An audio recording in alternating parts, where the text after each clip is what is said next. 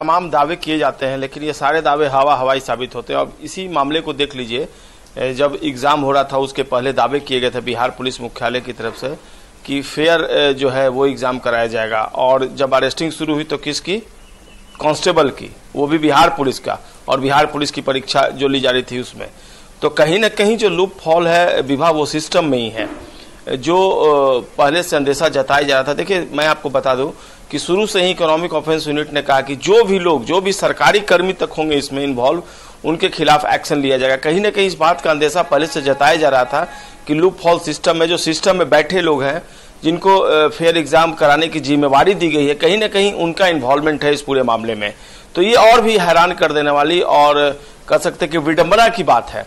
हालांकि जांच परत दर परत आगे बढ़ेगी तो सब कुछ निकल कर सामने आएगा। ये जो कमलेश सिपाही पकड़ा गया है, ये क्यूआरटी में पोस्टेड है, नालंदा में, और जो सेटर थे उनका जो आंसर था वो इसी कमलेश के मोबाइल पर आया था।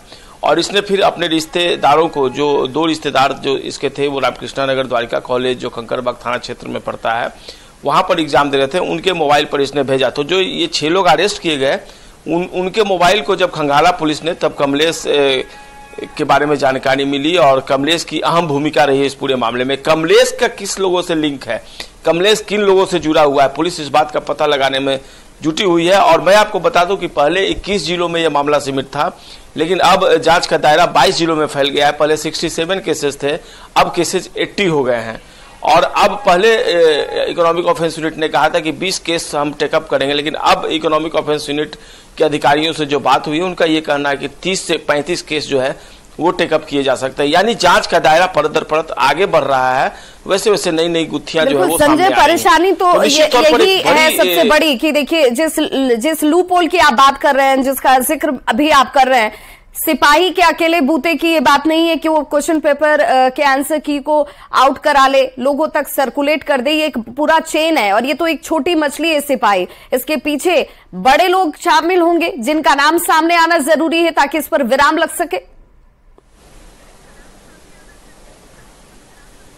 निश्चित तौर पर विभाग, कई बड़े लोगों का इन्वॉल्वमेंट होगा, इस बात से इंकार नहीं किया सकता। इस बात के हिंट भी मिले हैं, जो सूत्र हैं वो बता रहे हैं। और इसके तार केवल बिहार से ही नहीं जुड़े हुए हैं, जो अब तक जांच की बात सामने आई है, हरियाणा हो, यूपी हो, तमाम ऐसे स्टेट हैं, वहां से भी लिंक जुड़ा हुआ है, और करोड़ों का वारा न्यारा हुआ है।